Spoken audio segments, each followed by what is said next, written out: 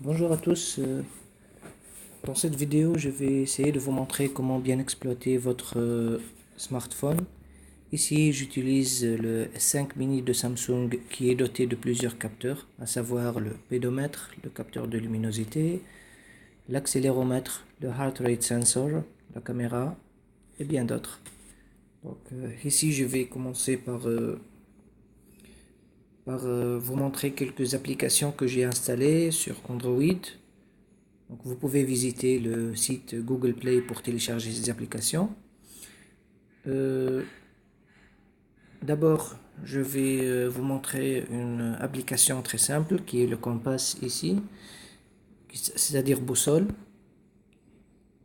La boussole qui va vous indiquer le nord. Il faut installer le téléphone horizontalement et puis donc diriger votre téléphone de façon à ce que la pointe rouge soit et indique le nord. Voilà, on est à 0 degré nord. Donc le nord c'est par ici.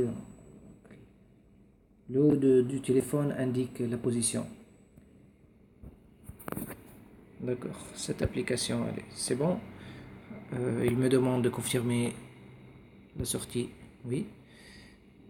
Donc, elle est bien utile lorsqu'on est perdu ou on veut trouver juste le nord ou la direction de quelque chose. Direction du vent, quelque chose comme ça. Puis on a un métal détecteur. Donc, le métal détecteur, il va détecter le champ magnétique exprimé en Tesla. Donc, le Tesla, c'est une unité très importante, donc on utilise le micro Tesla. Ici, je mesure 50 micro Tesla, qui est, disons, une limite conseillée par les experts de la santé. Donc, 50 micro Tesla, c'est la limite qu'on doit, qu'on doit voir, qu'on doit mesurer autour de nous. Voilà. Il n'indique pas la limite, mais il indique la valeur mesurée. Parfois, je vois 90, il commence à faire des bips. Parfois, je vois 30, 25. Et c'est dû aux ondes électromagnétiques générées par les antennes téléphoniques. Donc, are you sure you want to exit? Yes. Après, il y a une application du même développeur, SoundMeter. Le SoundMeter, c'est une application qui, euh, qui mesure le bruit. Donc ici, je ne sais pas ce qu'elle a. Je vais relancer une autre fois. Le SoundMeter, donc. Voilà, ça marche pas. D'habitude, ça marche. On va passer, on va revenir.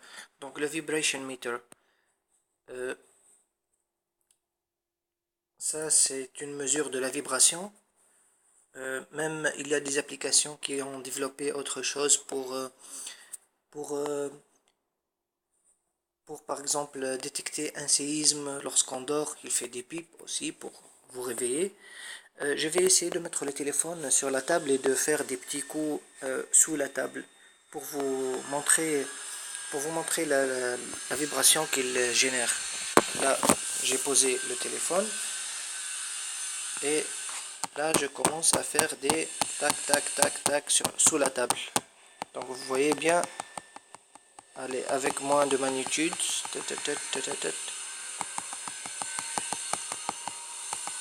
c'est bon, il détecte très bien, c'est une mesure très exacte. Et voilà, d'après la vibration qu'il détecte, il classifie en rouge, il met en highlight la magnitude à quoi elle correspond. Donc, je vais quitter l'application. Je vais revenir au sound meter. Toujours, il fonctionne pas. Je sais pas, peut-être qu'il a un problème d'interférence avec le screen recorder. Ok, je vais quitter ça. D'accord, là, il y a autre chose. Le S-Health. S-Health ici, c'est une application développée par Samsung. Euh, donc, ce qu'on peut voir ici, c'est le nombre de pas en haut. Combien tu fais de pas. Donc, le S5 mini est doté de pédomètre qui qui mesure le nombre de pas que vous effectuez chaque jour. C'est, c'est aussi une application très intéressante. Il vous dit combien la distance en kilomètres. Donc si je fais la tendance pour les jours précédents, donc vous voyez, j'ai fait beaucoup de marches. Et puis, vous voyez par exemple ce jour ici, on va choisir le jour du 2. J'ai fait 10 023 pas. Donc pour lui, la valeur par défaut, c'est 6000 pas qu'on doit faire. Donc le jour où j'ai fait 10 023 pas, ça correspondait à 7,18 km. J'ai fait 7,18 km à pied. Vous devez noter que lorsqu'on est en voiture ou en bus ou en taxi, il va pas comptabiliser ses pas, la distance. Il comptabilise uniquement les pas qu'on a fait. Qu'on a fait. D'accord, ici. Il y a autre chose, donc la mesure du stress. On va mesurer le stress. Il me demande de mettre le doigt sur le capteur qui est sous la caméra. J'ai mis mon doigt et là il me dit d'essayer d'être immobile. Je vais l'attendre. Donc j'ai vu lorsque je mets mon doigt sur le capteur, il envoie une, euh, une lumière rouge qui regarde l'écoulement du sang, l'écoulement du sang et les battements et tout ça, pour mesurer le niveau du stress.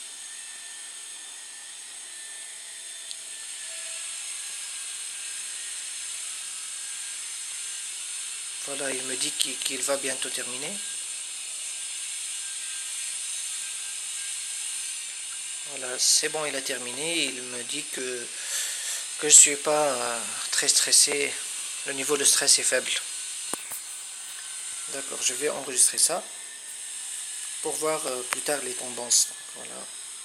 Généralement, je suis pas trop stressé. Voilà, c'est bon. Là, la nuit, avant de dormir, le niveau de stress, il augmente après une journée de travail. Voilà. Donc, près de lui, il y a la mesure de fréquence cardiaque par le même capteur. Donc, il s'appelle Heart Rate Sensor. Je mets mon doigt, la mesure est rapide.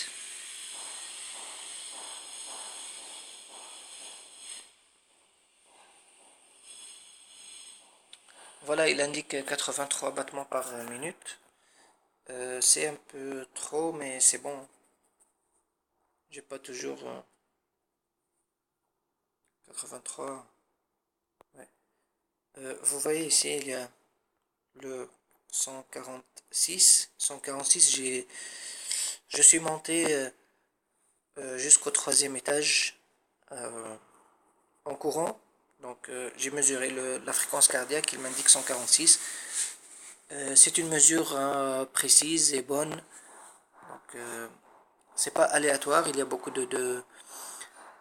d'applications fake, qu'on dit pranks, donc, qui sont pas réelles. Mais ici, dans le S5 mini et le S5, et tous les smartphones qui sont dotés de ce genre de capteur, ils mesurent des valeurs précises. Voilà, on va revenir. Qu'est-ce qu'il nous reste? Il nous reste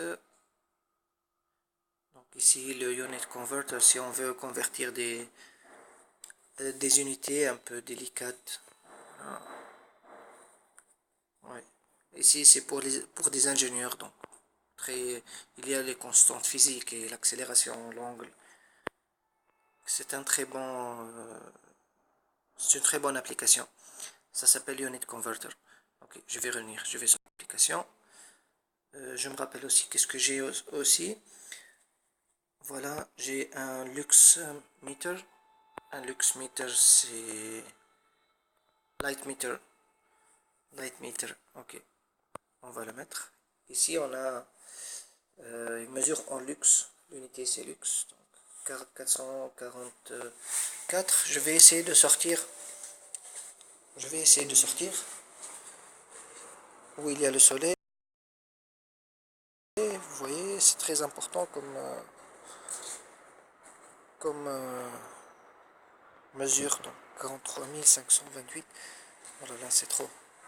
Il y a beaucoup de soleil. Donc je vais rentrer encore une fois. Voilà, il descend jusqu'à 700. Bien sûr, si je fais passer ma main dessus, voilà, il va indiquer moi.